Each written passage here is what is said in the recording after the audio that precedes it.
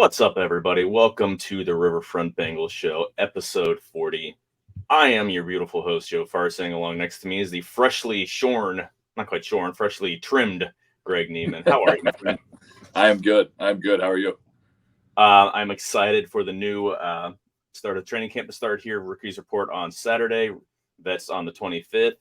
And as we just spoke off air, there is a new, brand spanking new Arena Football League team coming to Cincinnati. 5 people in the city are excited. We're not either of those 5 people, but No. more football, whatever, cool. I mean, they'll be around for a year, the league will fold, and we'll forget about it in 3 years. Yes. So yes, it'll provide us something to watch for maybe a couple Saturdays for about a month and a half. Yeah, exactly. Yeah. Someone will have a big game, and they'll say, "Oh, the Bengals need to have a tryout," and then we'll forget about that guy 3 seconds later. Yes. Anyway, if you guys are watching on YouTube, hit like and subscribe. If you guys are listening on Spotify, if you guys are listening on Apple Podcasts, if you're listening on A-Track, like us, rate us, all that fun stuff. Share us, word of mouth. We like interaction. We like people talking sports. We love talking sports. I will do it 24 hours a day if given the chance. I don't need to work a regular day job. I mean, I get the payment I get in joy of talking Bengals, of talking Reds, of talking random sports. That's enough to pay the bills. I think. I'm not sure. We just got a new car, so I don't know if GM will take that for a new car payment, but I just paid off my car. I just finished my car payments, so maybe I could do that for a little while, as long as that car lasts. That sounds exciting. Yeah, we just brand new car payment, which I love my wife's car. I love my wife, but yeah, that's it's more than the last one was, but it's fine. It's a cool car. Yeah. It's 2023, so you got to be used to, you can't always get what you want. Yeah, the prices are different. Right. Yeah, exactly. But if you try, sometimes you get what you need. Yeah. Hey, let's talk a little Bengals here. A little bit of news and notes before we get going here. Joe Mixon's deal was reworked.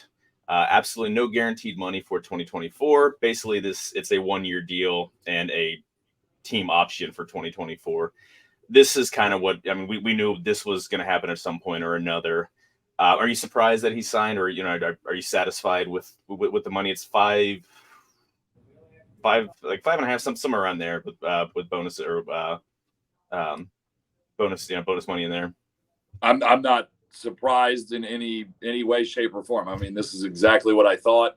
I thought the Bengals would give him enough money that this is obviously way more money than he would have got on the open market. I mean, there's multiple running backs that are still on the open market that can't get a job that are definitely in another tier than Mixon. So I think Mixon is probably, was looking at it like, oh, you want me to take a pay cut? Okay, yeah, I will. Because you got Dalvin Cook, you got Leonard Fournette, you got plenty of guys out there, Ezekiel Elliott, that just, and can't get a contract, and everybody's been talking about running back contracts. If I was Mixon, I'm taking that $5 million and putting that in the bank right now, because this might be his final payday of that magnitude. And in my mind, it probably is. Absolutely. I mean, that 2017 running back class was a really, really good class. Mm-hmm. But yeah, nobody's getting paid out of that. This is, I think it's a fair deal for what you can expect. Now, obviously, a rookie running, a rookie mid-round pick, on a rookie contract is going to be more cost-effective, but you're getting a little more assurance with a guy who's, pretty sure-handed. Obviously, our biggest issue is his lack of explosiveness, but the Bengals know how to integrate him into the offense, and they did draft his maybe not replacement, but draft someone who has some of the traits that he lacks in Chase Brown. So, a fair deal for everyone. And nice to have the drama taken care of before anyone reported to camp or anything like that. That being said, then the timing of this leads into it is extension season. Burrow, Logan, DJ Reader, I think, might even be sooner than later for just trying to re-up his deal, because this is his last year of his contract. But do you see anybody getting extended before Vets report next Tuesday? I hope. Wednesday. I don't know that I expect it. I think it's possible. I think the Bengals are taking their time working this out, and you can kind of see the steps of progression taking place. Mixon pay cut takes place. That's gonna help them. With the cap room they have this year, I think it's like now they're close to 20 million.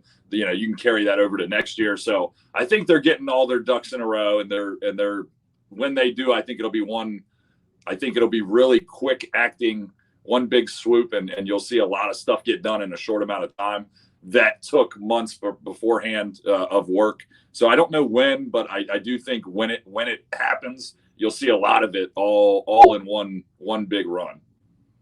Yeah, I'm not expecting anything to happen between now and next week, but I do kind of see that maybe by next weekend, so 27, 28, somewhere in that vein, Higgins and Burrow both signing right about the same time, just having like a big old joint press conference.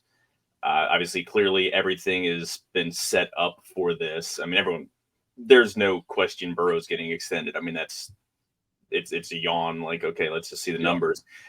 Higgins, there's still, until there's actual pen to paper, there's still question of whether, not so much is he worth the money, but should they have two, for next year, have two receivers on gigantic extensions.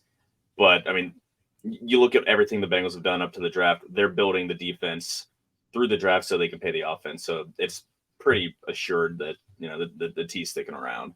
So, and I would assume both of those, but before the first of the month is my guess. Are we thinking Logan's going to get re-signed? It's tough because with Pratt coming back, I didn't necessarily think that would happen. I know that everybody in Cincinnati loves Logan Wilson. I think it'll be a question of, does Logan Wilson take a little bit of a pay, I don't want to say cut, because obviously he'll be getting a raise from where he's at. Sure. But a pay that is less than what his actual talent deserves. I think that's kind of what it comes down to. Not a ton. I'm not saying he's going to take a ton of a cut, but he could get a couple $1 million more elsewhere, is my guess. And the Bengals will try to say, hey, we want to keep you in Cincy. That's kind of the vibe I get off the thing. I don't think they're going to take him to the woodshed, but I also think they're going to need some leeway on him. Yeah, I wondered about that. Obviously, the linebacker market didn't really shape up money-wise in this past offseason, which is why they were able to keep Pride at the number they kept him at. If you're Logan Wilson, do you sign for less than what you maybe going into before free agency hit, thinking that you're going to have a bigger payday after this year? So you sign less, re-sign with the Bengals for less than that, just knowing that you're going to have a little more certainty and a little more security with the money? Or do you think that the market's going to rebound a little bit next year and try free agent? I mean, I don't know how much the Bengals are willing to pay two veterans who at a depressed, not to say depressed position, but they're kind of interchangeable. Not really, but they're kind of interchangeable, and they have no guys behind them that are really set up for the future. I mean, the other two, the rest of the linebacking room, they're guys that are free agents after this year. Davis Gaither and Marcus Bailey are all in the same draft class as Logan Wilson. So I actually wouldn't be surprised to see one of those guys. Maybe not. I don't know if you would extend those guys early because they're just depth pieces and special teamers, but I think it's more likely one of those guys are back on a multi-year, obviously budget conscious deal. But I don't know. It'll be interesting to see what they decide to do with Logan. I wouldn't be surprised either way, but I still question how much the Bengals are willing to pay for a non-premium, as it were. I mean, these guys aren't pass rushers, right? Well, and I think it goes back to the point you were making.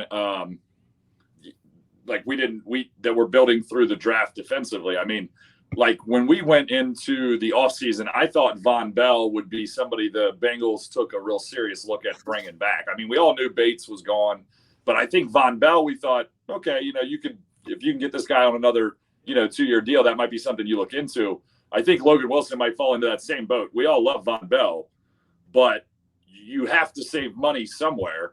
I want to keep Burrow, I want to keep Higgins, and I want to keep Jamar Chase all together. You've got to cut money somewhere. So that's, I think, it goes into that same line of thinking that they can build this defense through the draft again and have the cheap way out in a couple spots defensively. Yeah, I mean, it's better to be elite on one side of the ball and maybe deficient. And I mean, that's by no means are the Bengals defense deficient. But moving forward, as you know, the offense is going to eat more and more of the cap. Especially, I mean, no one expected Orlando Brown to be around to have that big of a hit on the offensive line. I mean, they're spending a ton of money on tackles. There's still question of whether actually a lot of thought recently that the Bengals are going to keep Lyle Collins around this year as depth. You know, I don't know. I don't think that they expect him to ever be moved back inside, but keeping him around for depth. I mean, that's not a huge, but a decent sized chunk for a backup offensive tackle. So, yeah, I mean, I think, yeah, after saying all that yeah, maybe they should, maybe that keep him around. I think it'll serve them best. Again, you want to have an elite offense and just a non-terrible defense, and yeah. You're going to win. I mean, you win championships doing that. The Chiefs haven't had the 85 Bears out there. You have opportunities. Now, granted, they have Chris Jones, and that guy's pretty good. I don't know if you're aware, but yeah, I think I've heard of him once or twice. Be nice if Bengals had. Imagine prime Geno Atkins. That is the one guy in the Bengals history. If you were to put him in his prime on this roster, if you put prime Geno Atkins on the 2021-22 Bengals, that's man, because you're talking. You have Geno Atkins and DJ. I mean, oof. Yeah, DJ Reader, and man, I mean, you got something special. But speaking to your point about being elite in one area, I completely agree. I saw I think it was on Twitter or Facebook, maybe there was basically a breakdown by position for the AFC North, and then they ranked each team. And the Bengals were number one in two areas, obviously quarterback and receivers. Yeah. And then they were near the bottom of the list in almost every other category, which I'm sure it wasn't by much, but I thought they were realistic rankings. I thought they were kind of fair. But the key is if you're elite in those two areas, the last 2 years, the Bengals have dominated the division. Yeah. And they don't have the best D line. They don't have the best linebackers. They don't have the best secondary. They don't have the best punter. They don't have the best offensive line. I mean, so if you're just elite in an area, it makes up for so many deficiencies when you can put those points on the board. So I completely agree. I think being elite in that area, especially at quarterback, it covers up for a lot of things. Absolutely. And again, I mean, you have to, for the amount of money and the amount of cap, like percentage that you're putting on that side of the ball and your receivers. Again, that's why Mixon's getting cut. That's why they're not spending any money at all on tight end. Now, that's a spot that they still need to address. They are absolutely scary razor thin and relying on a guy who's had injury history to be the only legitimate. I mean, great. They brought back Drew Sample. They'll probably end up. I would be surprised if they didn't bring old friend Mitchell Wilcox back. But are those guys impact players? No, and they're depth players, special teamers. It's the offensive line is going to, obviously the offensive line is going to take a big, let's say big leap up, but I mean, they're expected to be top half, offensive line, and with the skill positions and everything, you don't say the hell of the defense, but whatever you get from the defense, is a bonus. So that's pretty much about all of the Bengals news. And again, we haven't been on air for 4 weeks, been longer since Greg. I mean, you guys probably missed his beautiful face, but don't push it now. They're like, nah, we were fine. Forgot about that guy. Speaking of forgot about that guy, DeAndre Hopkins finally got a new team. Are you surprised it was with the Titans of all teams? No, I think for D-Hop, this was going to be about one of two things: A, winning; B, last money grab. It's clear what he did. Yeah, it's a money grab. I mean, there is no way you can explain to me that makes sense that you rightfully as an all-pro receiver, let's say like he still thinks that he's top 5 in the game. I'm not saying that I believe that, but he still, as a top tier player has to believe that in his body. Sure. You're going to sign with Ryan Tannehill, the fighting Tannehills in Tennessee. I mean, the fighting Tannehills, if anything, I really thought it made a ton of sense for him to reunite in Houston. Young quarterback. They have money to spend. It all made sense to me. Yeah. And he can help a young quarterback grow. I mean, that would be a great weapon for a young quarterback. This one is it's sad, honestly. I mean, I feel like this is the beginning of the end of his career. I mean, you have Ryan Tannehill throwing to you. The guy played college receiver at A&M. I don't know what he expects. Maybe in whatever year Tannehill's in, year 14, maybe Tannehill's just going to turn around and be incredible. But I'm not willing to bet on that. And I've seen enough Tannehill throwing the ball. I mean, he throws like a robot. He is the Tennessee version of Andy Dalton. Good luck, D-Hop. I don't see it. You have no expectations for Will Levis taking over at some point? I don't think that I don't think that they're going to put Will Levis in early. I think when he goes in, I think he will be in at some point this season, because I think when Tennessee falls out of the race, now the AFC South, who knows, maybe they stay in the race the whole year. Jacksonville's obviously the favorite, but I think once Tennessee's out of the race and out of the playoffs, I think we'll see Will Levis, but I think that'll be near the end of the season. I don't think you'll see him get a shot when the Titans are still remotely in the mix. You don't bring Tannehill back unless you think he's the guy, and I think this will be the final year for Tannehill in Tennessee. I think he's done after this. When they go 6-11, I mean, that'll be the end of the Tannehill era. But I think we'll see Levis near the end of the season.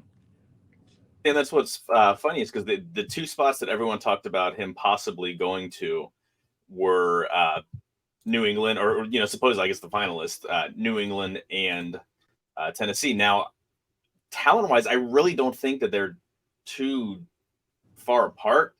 New England's always going to have a much higher ceiling and a much higher respect factor just because of Bill Belichick. I don't think they're a very good team. I think they have no quarterback. I mean, if you have a 7th rounder who was okay in a handful of starts over his career, and people are still thinking that he's the better option than Mac Jones, the Grayson Allen of the NFL, you have legitimate problems. Now, they've got a good defense, but you wonder, was the money that much different that he went with the Titans? Was it a weird, I think it had to be. Deal? It had to be. I mean, when was the last time you saw the Patriots pay a veteran free agent $13 million annually? Never. I mean, yeah. and you can name off dozens and dozens of super high quality free agents. Rodney, back in the day of Belichick, Harrison, and all the guys that they signed over the years. I mean, just all over the place. From Randy Moss. Yeah, Randy Moss, Welker. There's Ty Law. You can continue on forever. None of them. They all got paid under market value to come win. Belichick's not going to overpay an aging free agent. I just don't see that as a possibility. So to me, I'm sure the money was quite substantially different. Wondered about that. Maybe he's just really excited because the Titans are bringing back the old Houston Oilers jerseys for a game. I will say those are fire. Those are amazing. Have they? I think they're actually going to show, they haven't released them yet, have they? I think it's. I haven't seen pictures on them. There's talk that they would bring them back for a game against Houston, which is kind of cold. Yeah, I mean, it seems a little below the belt. A little weird. You steal the guy's girlfriend, and then you bring her over to hang out. I mean, it seems a little messed up. Yeah, I mean I still think Houston would take back the Oilers over, I'm going to say shit show the Texans have been over their history. Because, I mean, they've had some fantastic players. I mean, J.J. Watt was a damn good, Andre Johnson, he was a stud. Right, exactly. T.J. goddamn Yates won 2 playoff games against the Bengals, for God's sakes. He sure did. Yeah, right. Gosh, that still hurts. Still hurts. Our friend Carlos Guevara likes to point that out to me. I know. I'm aware. I don't know if you saw, but one of our other employees opened the door back here, and he was getting ready to yell "Tighten up" because he's a huge Titan fan. And I waved him off. I said, "If you do this, I swear, I'm going to knock you out." I'm walking. Yeah, you're gonna feel my wrath. New York Jets are getting the Hard Knocks treatment. apparently they're not happy about this at all, and they are going to give as little access as possible. Um, you're in New York. You have a very intense and large media presence anyway. How is this really going to be that much different? I don't know. It's weird. I like Hard Knocks. You know, I've really only watched every episode of the 2 years the Bengals were on it, but it's kind of a cool like behind the scenes look. Mm-hmm. If a team doesn't want to be on it, I don't think they should be on it unless there's no team that's volunteering, like no one's offering. And then obviously you got to assign some team, but it's kind of, I don't know. If you don't want these guys invading like all your meetings and all this stuff, I think it's kind of dumb that they're kind of forced to. But I mean, you get paid a shitload of money from the NFL. Well, let me ask you a question. How many teams do you think would opt out of Hard Knocks if they said it's up to you? Because I think it would be all 32. There's not an NFL team that wants to give up information. I mean, at all. So I think it's all 32 would opt out. And then, seriously, how many teams do you think would opt out of 32? I'd say, I mean, going in, knowing that somebody is going to be on there, I think they should just make it a rotation. Like, that's an easier way. Hey, guess what? 2023 is the Jets. Next year, it's, and have it down right now. It's going to be the New York Giants in 24. And I get that they're looking for storylines, and right. Aaron Rodgers is a gigantic storyline, but people are going to watch. It doesn't matter what team. It could be the Arizona Cardinals, who are probably the most, I'm going to say irrelevant. That's the wrong word, but anonymous team in the league. Yeah. And people are still going to tune into HBO and watch that. Yeah. So my argument is that Aaron Rodgers has made how much money over his career? A lot. And a ton of money. Okay. And if you think that that's not due to the fact that the NFL is the most media driven league, media covered, I mean, the most coverage, the most access, the most channels, I mean, the most everything. Okay. NFL is 24/7, 365. These players, I mean, if you don't want to do this stuff, if the Jets we don't want to do this, okay, well, then, everybody gets paid less. I mean, you guys have made hundreds of millions of dollars because of things like Hard Knocks, because of things like Thursday Night Football. I know there's certain aspects we don't like of it, but it is what it is. I mean, if you're going to enjoy the benefits of the product, I'm sorry if you have a bad day and have to do an extra interview. I mean, I think it's ridiculous. If I was the NFL, I would tell these teams, this is the last I'm hearing of it.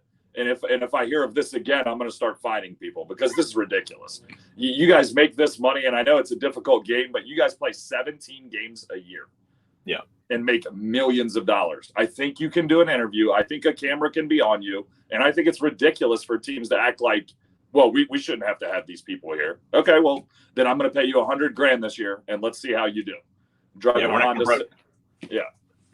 not going to broadcast your games, any of your games nationally, and enjoy the very much prorated TV contracts. It's like every every press conference with Bill Belichick or even Marvin Lewis, like they're just so dismissive and so obviously annoyed. Like I'm sure nobody likes to do press conferences, but you got to do them. So don't treat the media like they're a bunch of assholes.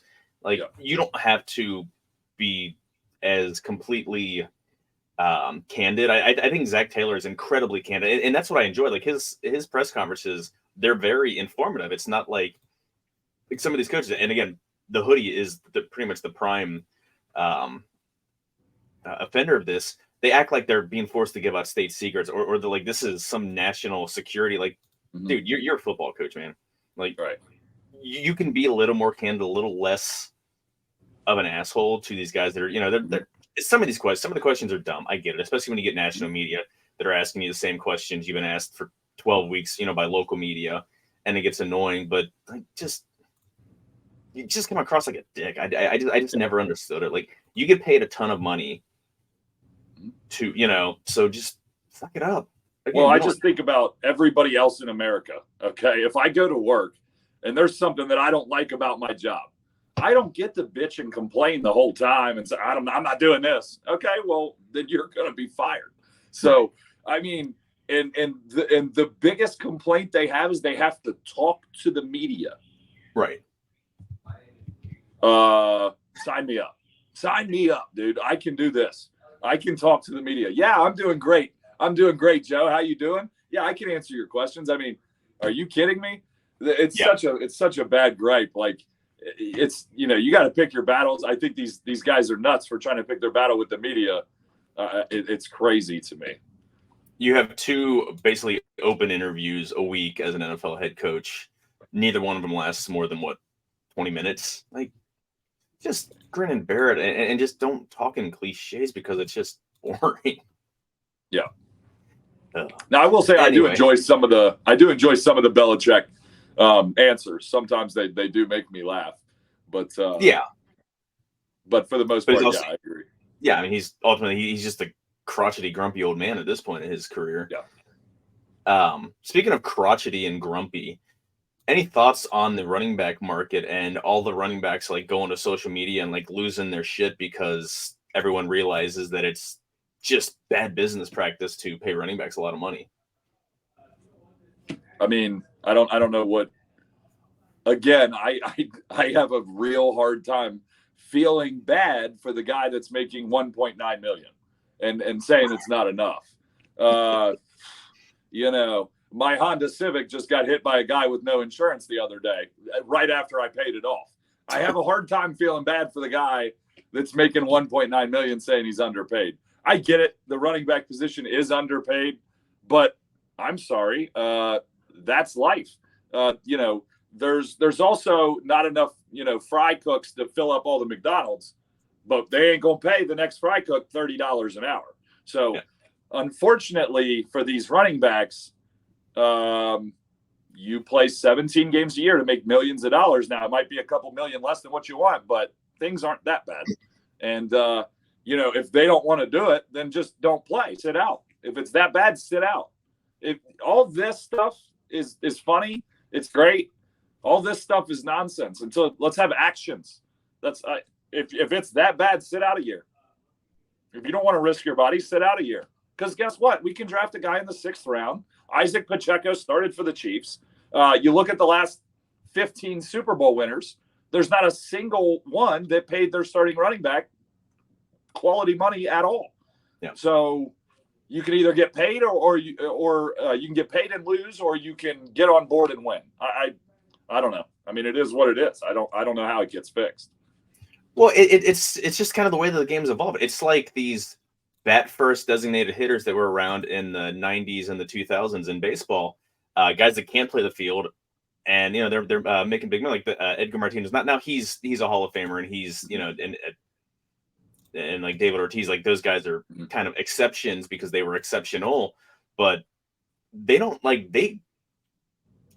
people realize that there's not a ton of value in giving them a ton of money. You can replace that production at a lot less cost. Yeah. You have the NFL Players Association president, J.C. Tretter, on an interview with Ross Tucker, who's a journalist with NFL Network, said that he's not saying that these running backs, so we're talking about Saquon Barkley, Josh Jacobs, and Tony Pollard, none of them, they all failed to agree on long-term contracts and will either have to sign the franchise tag or sit out.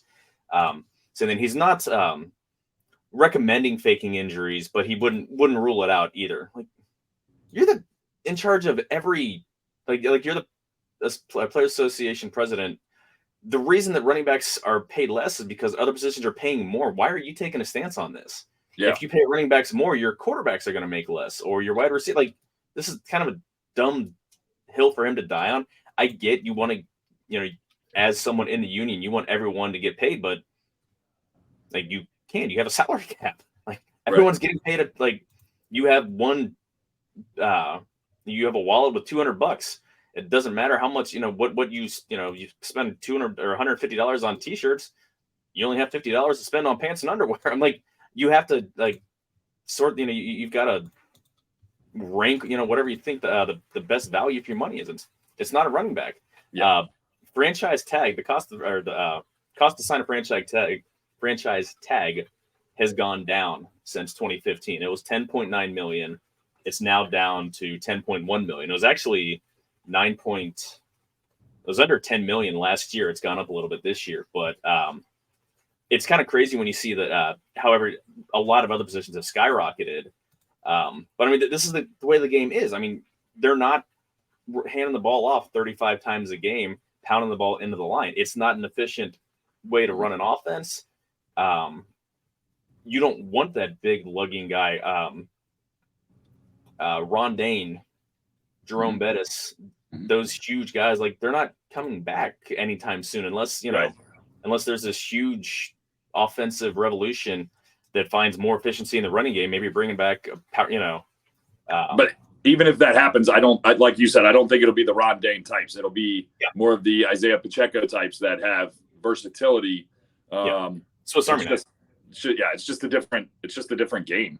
There is one solution that I've heard to this that I think actually makes a little bit of sense, and I think it's somewhat fair, and that is that you pay running backs, you make their rookie wage scale a lot higher in the draft. So, for example, if you draft a first-round running back, he's going to get more money than he does now, because once you get to a second contract as a running back, you're not going to get that money. So giving them a higher rookie wage scale, which I understand. I'm not saying that I think it's right, but I can see, how that works. But then the counter argument to that is you'll just see teams not draft running backs until whenever that rookie wage scale is low, whether that's the 5th round or whatever. So then you're costing running backs draft spots. So I'm not sure that there is an answer. Sorry for the running backs, but the last leading rusher to win the Super Bowl was Terrell Davis in 1998. So there we go. So if you want running backs to get paid, hey Saquon, hey Christian McCaffrey, hey Derrick Henry, go win a Super Bowl. Go win. Unfortunately, right now, to win, you have to have a quarterback. Nothing about running back matters. You have to have a quarterback. So if you guys want to get paid more, how about you guys start winning Super Bowls? It's that simple. Just win. Yeah, there's value in paying someone that much money. It's just not there. You said there's no answer. I don't think there's a question. There's not a question to be answered. I agree. It's a problem, or it's a solution looking for a problem.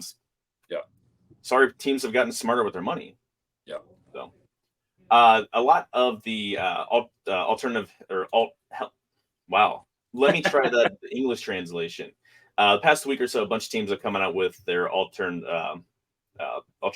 helmets and uniforms and everything. Just ask you about a couple of them that have come out. Have you seen the Browns all white? I have. How terrible are those?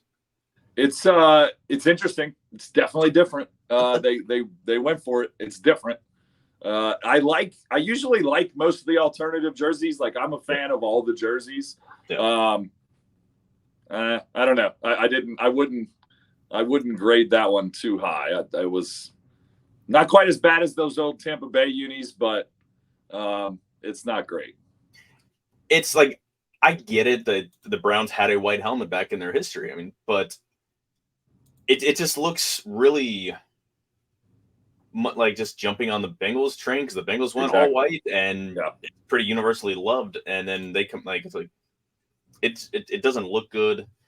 That's exactly what I thought. I thought you could look at that and think Bengals. That's exactly what I thought. And I didn't know if it was just me because I'm a Bengals fan, or if that was like a general consensus when people looked at it. But I thought it was very hopping on the train kind of thing. Yeah, that's like 55 years later. The Bengals stole our palette, our design for the original jersey, so we'll get them back by trying to steal Cool. Have fun with that, guys. Tampa Bay's bringing back their creamsicles. I mean, people love these. Like, they're fine, I guess, but that was a terrible team. Like, they were awful. Yeah. Until they ditched those and brought, again, I don't care for any of their uniforms they've had in their entire history, much less the ones they had a few years ago when they had like the weird alarm clock looking digits. Like, I really haven't cared for any of them, but I just get a totally new set. Like, I like Buccaneer Bruce or whatever the hell the logo is, but It's so funny you said that because when I think Tampa Bay creamsicle, the first thing that comes to mind is like just bad football, like somebody fumbling. Like I can just see the picture of somebody like rolling out and trying to throw the ball and it slips out of his hands. That's literally what pops into my head. So I'm with you on that one. I mean, what was the famous quote by their was it John McKay, their coach, asking about like because they went 0 for their first 27, I think, their first 2 years before they finally won a game or so somewhere in that. Yeah. He was asked about in the post game press conference. He was asked about his team's execution, and his response was, "I'm all for it." Yeah, right. What a great line. Yeah. Seattle. Yeah. Seattle Seahawks. They're bringing back their throwbacks from the. I think they're. I'm pretty sure that's the original duds from the 70s and all through the 80s and 90s. I think those are sharp. The silver helmets and the navy blue. I think they kind of crap the bed with their second jersey, like the Sean Alexander, Matt Hasselbeck era jerseys. I thought those were terrible. Yeah. I do like their current ones by and large, but I think these are the best. Like, yeah, I do like the Seattle throwbacks. I've always been a fan of those jerseys. Yeah. Philly is going back with their Kelly Greens that they had in the 70s and 80s. I think I like it a little bit better, and I was a huge Eagles fan on Tecmo's Super Bowl.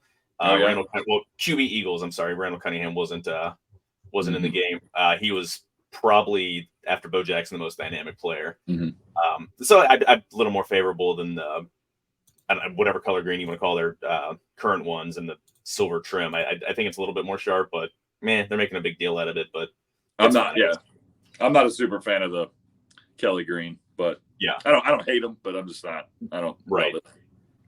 Minnesota's bringing back their 60s and 70s throwbacks. Those are fine. I think they're better than they've tried to modernize it. And I think they're fine, but it's really they really haven't strayed too far outside of the uniforms they had in the early 2000s that were kind of awful. They've never really strayed too much outside of just trying to make it more sleek or something like that. So cool, great. What are your thoughts? I didn't get to ask you about this. We talked this when you weren't around.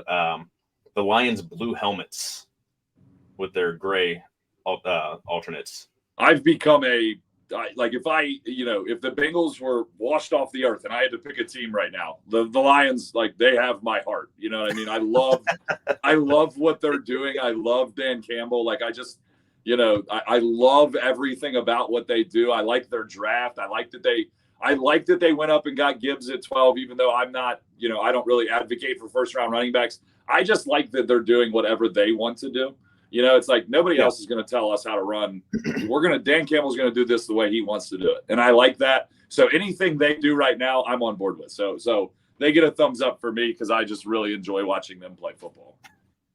They're a really fun team to watch. Another team that just, they kind of approached it similar to the Bengals. I mean, they're just a ton of offense and then working their way, trying to build a defense around it. And yeah, they had a great draft, but I can't say I care for the blue helmets at all. They look kind of silly, kind of cartoonish, but and I hate the gray alternates. I wish that they would go with the throwbacks with just the plain silver helmets and just the plain blue. Again, that they're clean, they're basic, but I thought that they just looked really, really sharp. When you think of Barry Sanders, that's what you him wearing the throwbacks in the 94. Yeah. So 94 when they had the 75th anniversary, everyone wore a throwback. Yeah, those were just clean. I thought they looked awesome. Yeah. All right, on to the topic of the week. A little bit of a camp preview. Like we said, rookies report on Saturday, veterans report on Tuesday the 25th. I'm excited. It's time to get things rolling. It's been a long, annoying offseason. Listen to a lot of Chiefs fans who can't take their trophy and be happy with it. They've got to try to shit all over everything on social media, which cool. Yay, be happy. You won 2 titles in 3 years. You've got the world's best quarterback, the world's best tight end, second best interior defensive line. And be happy. Like, why are you guys so angry? So anyway, we'll put all that crap in the rear view. Let's rock and roll. Basically, I mean, we're just gonna go over a few position battles. It's the roster is pretty much set. It's just a handful of spots that not really sure how the depth chart's going to shake out. What do you think about safety opposite Dax Hill? Do you think, I mean, Nick Scott's coming in with the job, I believe.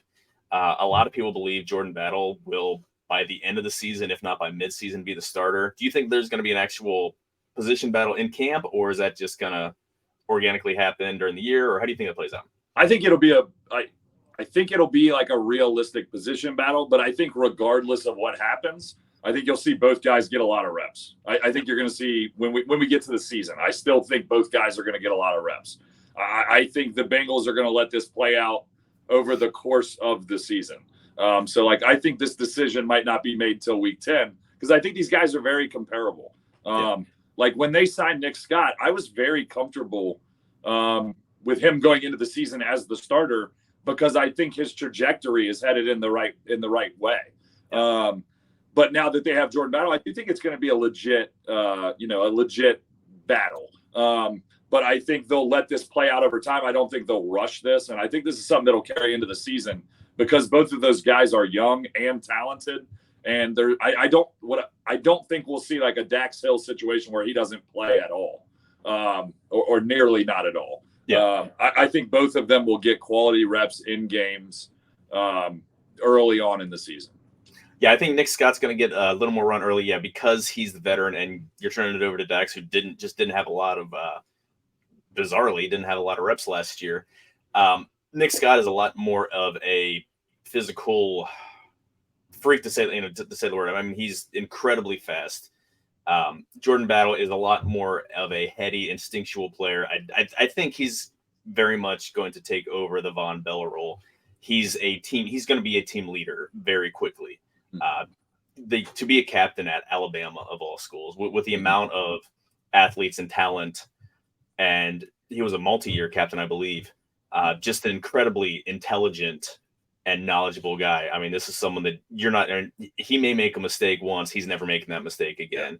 He's going to be able to read coverages. He's going to understand what's going on fast. So I think he will be a long-time starter in the NFL. It's fun having extra pieces so you can run three safety looks. Time will tell who ends up being the tight end specialist because Trey Flowers wasn't brought back, but Trey Flowers could only cover tight end. So it's nice to have guys that can do multiple things.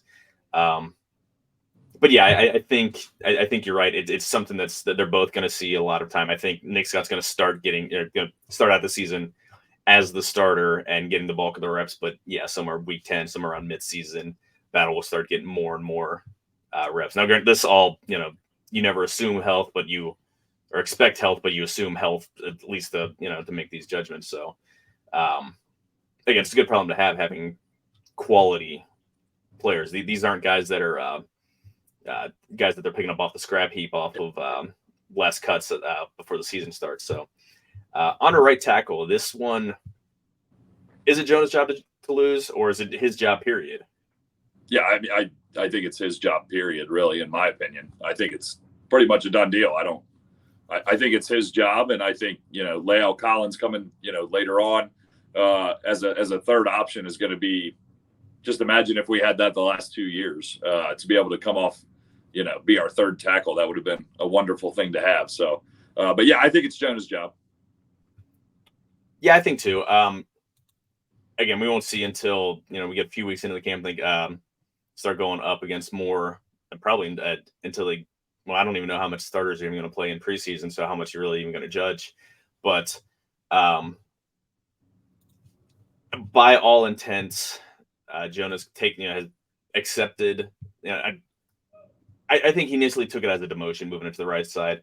I think he's, he understands this is your, you proved that you can play right tackle, and you're proving versatility. I mean, you prove that you're a starter capable left tackle, and if you can be a starter capable right tackle, that's more people out there for your services next year. I think he's going to have a good year. I hope he's healthy. I mean, the two weird freak. I mean, who dislocates both kneecaps in the same year? That's odd and awful. But if something does happen, I don't know what they're going to do with Collins to start the season. I think that they're still saying that Jack Harmon has there's still a competition out there. I don't see him, nor do I want him or Adeniji getting any meaningful snaps at tackle, but they have depth. They have a lot more depth than they had. And I think they can if they have to, they can put Collins on the pup for the first 6 weeks to to give him plenty of time, so he's not having to rush out there and then making that decision on the on the back end later. Yeah. This spot you're talking about that you're interested in earlier off air is punting job. Drew Chrisman is the incumbent, but they drafted a rookie. Chrisman's got an uphill battle. Robbins is great at what Chrisman is bad at, and that's important when you look at what happened during the Kansas City game. Yeah, I mean, when I saw the Bengals draft a punter, I think it was on here actually. We were talking about it.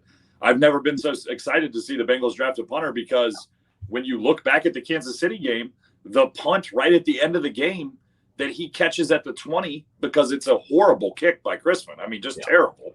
Not to beat the guy up, but it was the worst time to kick a line drive kick that allows for a massive return, with no time left. That punt return is as equally damaging as the hit out of bounds. I mean, it 100% is. They got 35 free yards, and you look at that series at the end, Kansas City struggling to move the football. Yeah. So that punt was huge. Robbins is all about hang time. If I'm a Bengals special team guy, I just don't want to give up returns.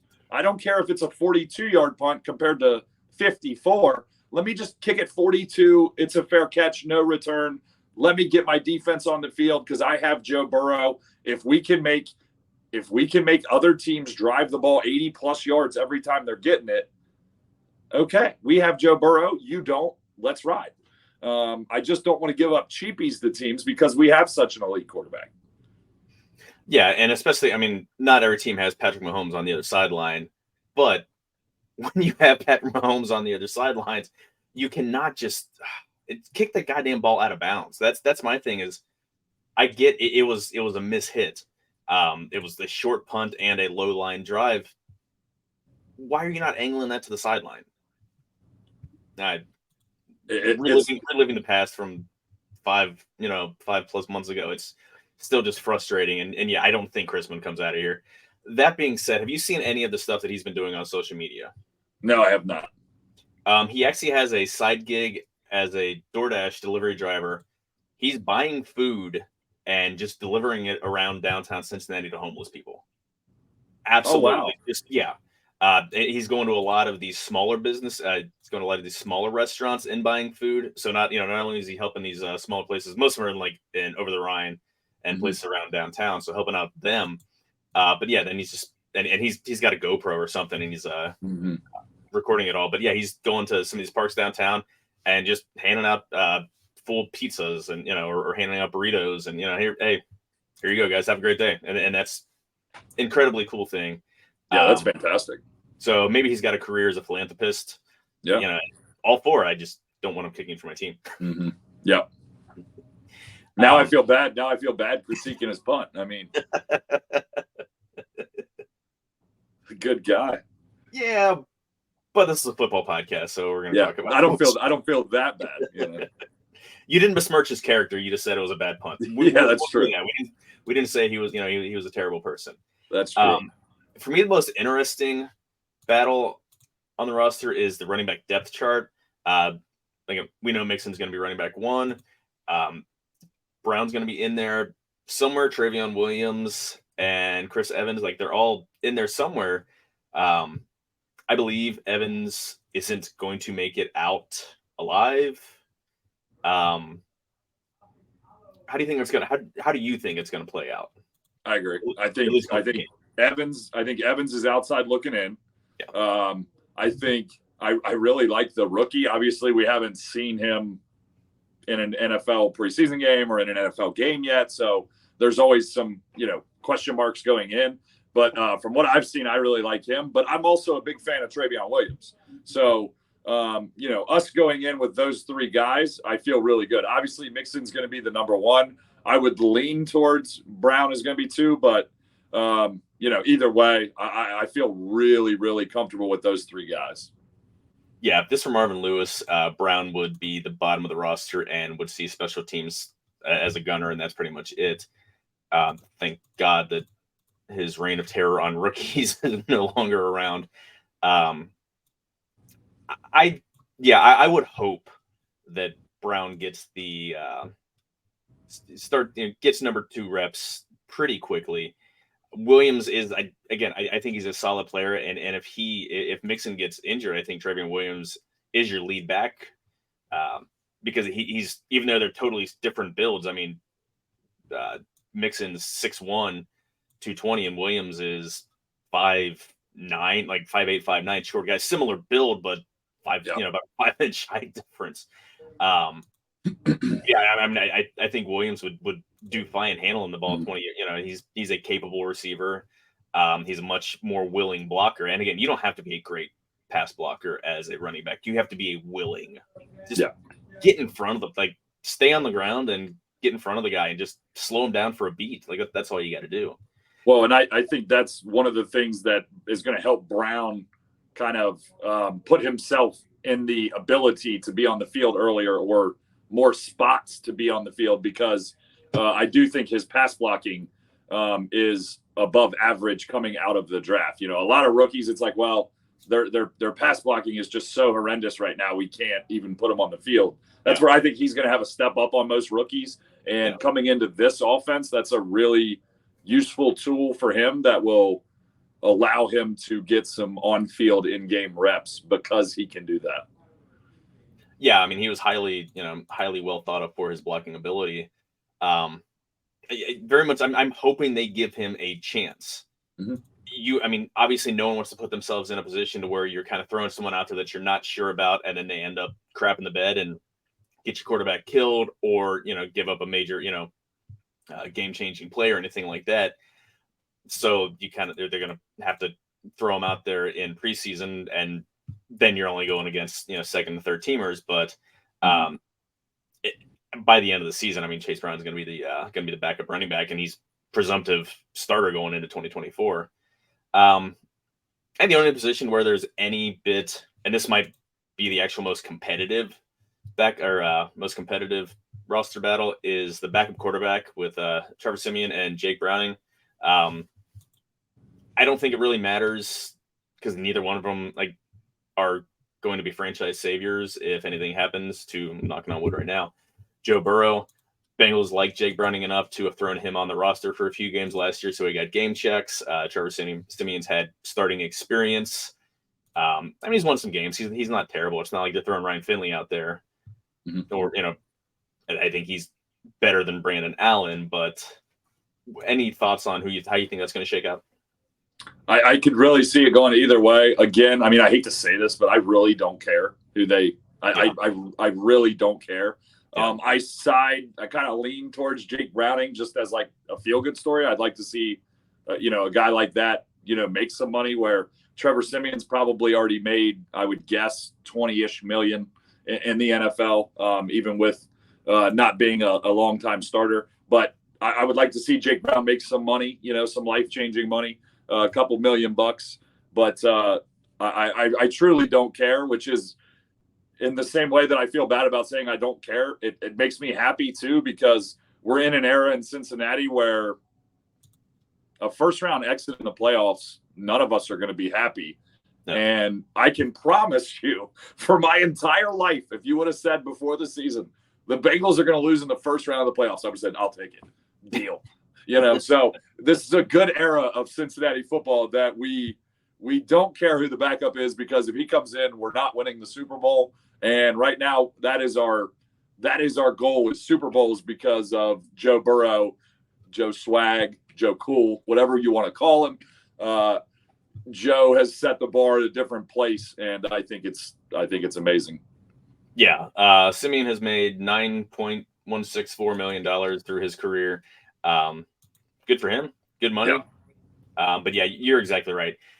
I mean, making the Andy Dalton years of making the playoffs. Woo! Look at us. We're a competent NFL franchise. Nobody gives a damn anymore.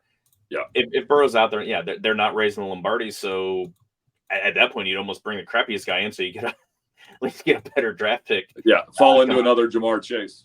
Yeah, or exactly, or get a linebacker, since they might be needing a starter by next year. So, any other positions that you have any interest in, even not even competition, but any in watching? I mean, the offensive line, just kind of how the depth shakes out, is always interesting. And The only thing that the other one that comes to mind is I just want to see how Myles Murphy acclimates himself in. I would like to see, him kind of latch on to Trey Hendrickson and really kind of, absorb a lot of stuff. And I want to see him fit in really well to where we can kind of get a rotation on that defensive line so that we can get fresher pass rushers and get a little bit more pressure on quarterbacks. While I love Hubbard and Hendrickson, there are times in the game where we just really cannot get a pass rush on the quarterback. And I understand part of that is scheme a little bit in some of the ways that they do things, but we have got to get after the quarterback a little bit more. And I do think the depth will help. I mean, when you're out there every play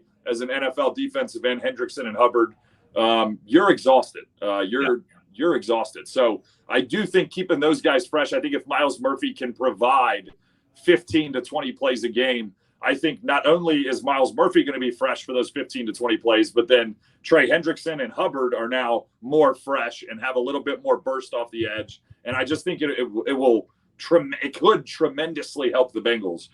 So I'm interested to see Myles Murphy get off to a fast, good start so that we have another weapon on defense. yeah, I completely agree. I mean, Hubbard's not a great pass rusher anyway. I mean, he's an effort guy. He picks up sacks because he just has an absolute nonstop motor, and he's going to, give every ounce of effort he has on every single snap. Be able to give him more of a breather, especially Trey Hendrickson. So by the end of the season, he's not running on fumes. Be interesting to see. There's a lot of talk that during third downs and specific pass rush situations that they'll bring Murphy and Hubbard on the inside and have Osai and Henderson on the outside. That's a lot of pass rush juice, which would be fun to see that unleashed. Just a handful of times in the game. I'm also interested to see what Zach Carter does for year 2. He was a defensive end in college, and they had him bulk up and play 3 technique, and his PFF, he was I think 123rd out of 127 for defensive line rankings, and that's not good. But I think there was a lot of stuff to like, and now that he's had a year as being a defensive tackle and been able to bulk up, put on that extra size and everything, because he's got a quick step. Be interested to see what he gives. I think there's a lot of promise there because, of course, that 123 out of 127, you can look at that number and say, gosh, that is such a bad number. Or you can look at that number and say, hey, by the way, this guy's doing something he's never done before. And he's doing it at the highest level, the top 1% of 1% in the game of football. I mean, he was better than 4 other guys, and this is the first time he's ever done it. So I think there's just a lot of positivity. There's a lot of movement that can happen out of that. When you switch positions in something like the NFL, I can't even fathom what that's like. You're playing against the absolute best guys in the world. And then you have to switch positions and feel uncomfortable and do something you've never done and do it at a high level. It's mind blowing to me. So I feel like he's got a lot of potential for just a ton of growth because he's playing 3 technique. Well, yeah, and you're doing that you're expected to contribute on a team that's a Super Bowl contender. Yeah, it's one thing if you're at a team that's that's back of the league. If you're on the Houston Texans or some team like that, or the Colts or something, you're not really expected. There's not a lot of pressure. Like, your mistakes aren't going to be amplified. So yeah, I mean, I don't want to say I'm expecting big things out of him because, again, he was a late round pick last year and was showed some stuff, but by no means is he a lock to be an NFL contributor. But I personally think that he's going to be a solid rotational piece. I don't think he's going to turn into Aaron Donald or Geno Atkins or Chris Jones or anything like that. But it's something like a Larry Ogunjobi, something to help out BJ Hill. I mean, BJ Hill got worn down. He was not used to playing that many snaps, and anything to keep more guys fresh is it's important for everybody. I mean, you don't want guys at the back of the depth chart just to be roster filler. So, well, and I think this is one of another piece to the puzzle for the Bengals that has kind of changed where this organization is at. and this is the reason that fans like me and you and everybody listening, I can't believe I'm about to say this, but we kind of trust the Bengals.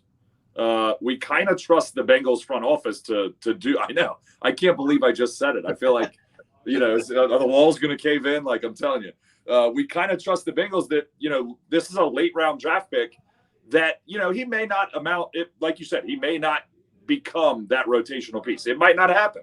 But the fact that we have late round picks where we feel good about, okay, we can see potential and this could be a rotational piece. If you turn a late round pick into a rotational piece, that is a phenomenal draft pick. That's a win. That is a phenomenal draft pick. So I'm now on the side of erring with the Bengals and trusting them. I still, it's real. I'm actually saying it. But that's how well they've done, and they deserve the credit and they deserve the trust. So this is just another thing where if I get a late round pick and I can get a guy that has a lot of upside, it's another thing to pat the Bengals on the back for just a really good job. It's terrifying to have that thought, isn't it? Like, I'm like shaking right now. I can't believe it. They know what they're doing. I have complete. Mike Brown is still alive, and I don't know how much involved he is. I don't know how much mentally he's in. He's well in his 80s, but I think he's still wearing that hat that looks like it's from 1961.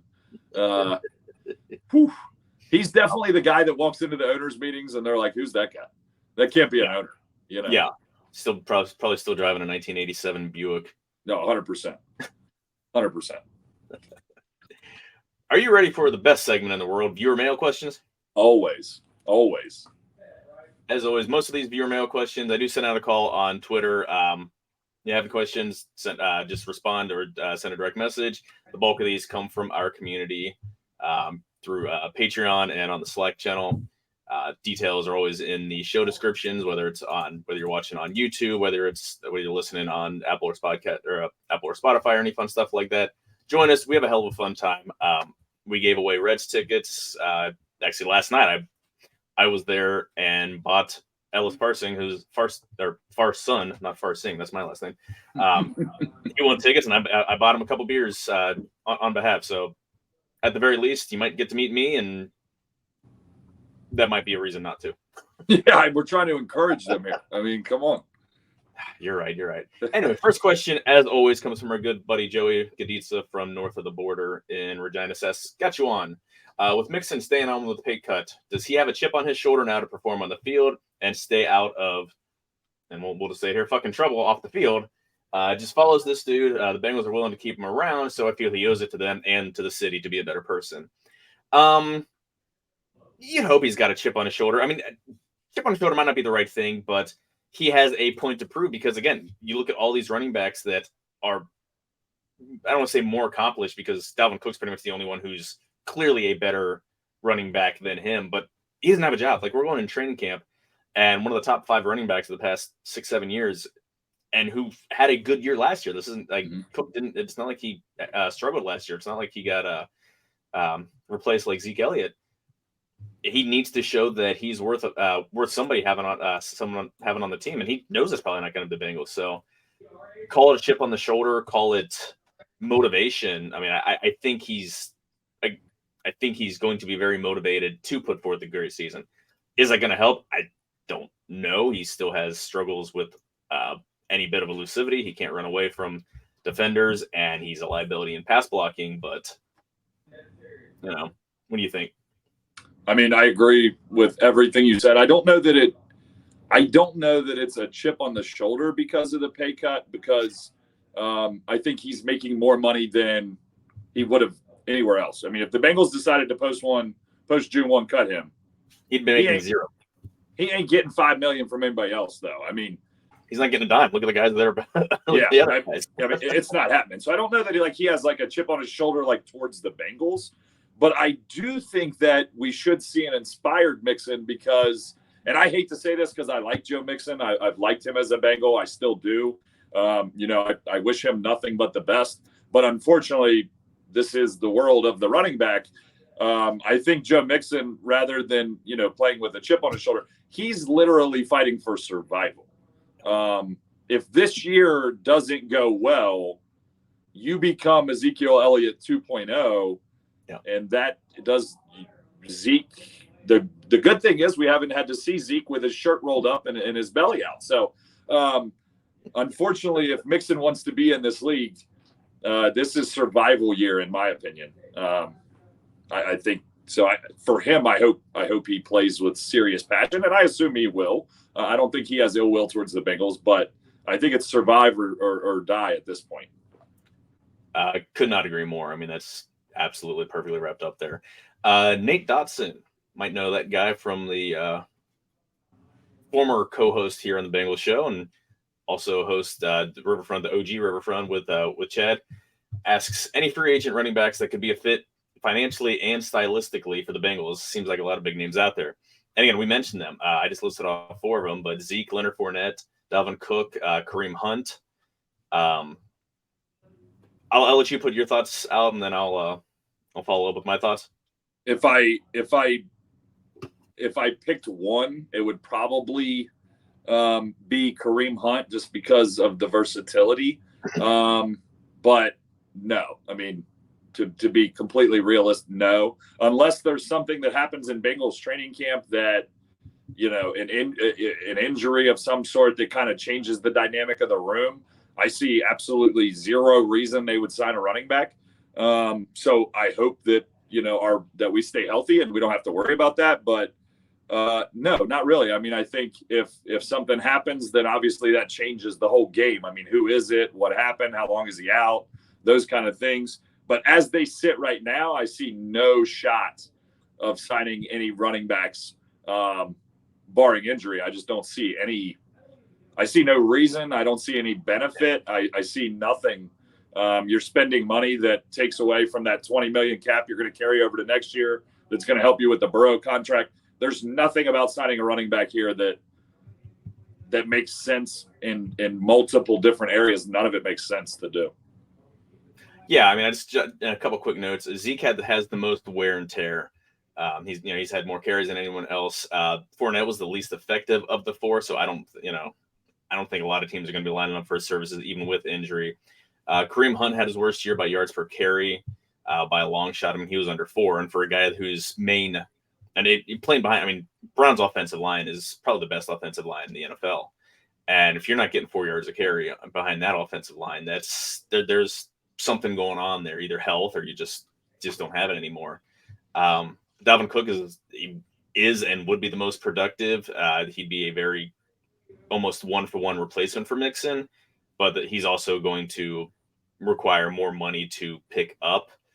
Again, I agree with you. I don't think they're bringing anybody in short of an injury. I think Zeke would be the best option if there were an injury. Again, because you're not right now. He's kind of a Samaje Perine replacement, almost a 1-for-1, because he doesn't have the explosiveness or the elusivity to break away from the defense, but he's still a capable pass catcher. Wasn't asked to do a whole lot of that with Dallas. He's a fantastic run blocker or a fantastic pass blocker, so he'd be great in the third down role. But again, yeah, I don't see any of that. I mean, we're talking about the guys that they have, and they're getting rid of guys, not going to be adding guys. So would not seem likely, Nate. Next question from Jeff Trenopole. He is the host of Sports with Strawberry Ice. His question is, what is the best podcast that you've been on that is not a part of the Riverfront? And kind of a gotcha there, because he's been kind enough to have me on a couple episodes, and we have a great time. He was on with us a couple weeks ago in Greg's absence. Jeff's an awesome guy. Very, very passionate, very, very knowledgeable about all things Cincinnati sports, Reds, Bengals. I think we even talked a little FC Cincinnati. So, Jeff, the answer is I haven't been on a worthy podcast outside of anything on the Riverfront. Sorry. No, I'm just kidding. I am happy to come on anytime. Anytime you want me, I am more than happy to come on there with you, and you're always welcome here, my friend. Last question from another friend over the Riverfront, Tim Daniel. You might recognize him from the host of Late Night Reds. It seems the Bengals' game plan is to extend Burrow, Chase, and T, and then kind of fill in the offense from there for the future. this serviceable, and what are the concerns for the future if this is indeed the plan? My concerns for the future is you have to hit on draft picks. I mean, there's multitude of reasons. I mean, yeah, there's multitude of reasons to have that concern, injury or just guys bust. I mean, the Bengals have an absolute terrible track record with offensive linemen, either bringing them in free agents, drafting them the first round, drafting the mid round. Like it's absolutely mind-boggling how bad their luck has been, especially drafting. I mean, getting guys in the first round. Billy Price, that was kind of a stretch. They wanted, I think they wanted Frank Ragnow. He won the pick before them. But he was terrible. And even if he was a second, even if he should have been a second round pick instead of a first round pick, he was awful. Jack Carmen, second round pick. He hasn't been worth second round pick. Jonah Williams has been the success story ? Since, I don't want to say Whitworth, maybe Russ Bodine, because Russ Bodine was drafted and started 4 years at center. But I mean, he's a guy that the Bengals are going to move on from after this year. We all know the terrible draft of Cedric Ogbuehi and Jake Fisher. Jake Fisher's was because he had a medical issue that forced him to retire, and Ogbuehi, who's apparently still an active NFL player, which surprised the hell out of me. They drafted him injured, and he was just never able to get it. I don't know if it was a matter of struggling to grasp the offense or just didn't have the drive. I don't know. They have a terrible draft track record. But that is the concern. If you're putting all your eggs into one basket, which I agree with, I completely agree with, stay elite where you can be elite. You need to hit on draft picks and have smart, cost friendly, shall we say, free agent pickups. Yeah. The only thing I completely agree. I was going to say, the first thing that comes to mind is you have to hit on draft picks. Yeah. But the other thing I think that would really aid this process is if Joe Burrow can find a way, once he signs this long-term deal, to kind of turn into the new Tom Brady of this era of being able to drag in free agents, veteran free agents that are still really quality players for cheaper. And I do think he will have that ability. I think guys want to play with Joe Burrow.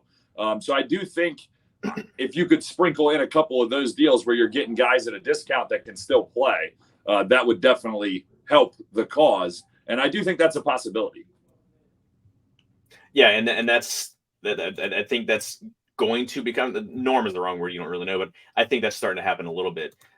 Orlando Brown Jr. fell into their lap. He wanted to play for the Bengals. They had no plan to even approach him in the offseason, and he called them up. I mean, that's kind of the genesis of the whole issue with Jonah Williams is Bengals didn't tell him what was going on because they didn't plan on it going on.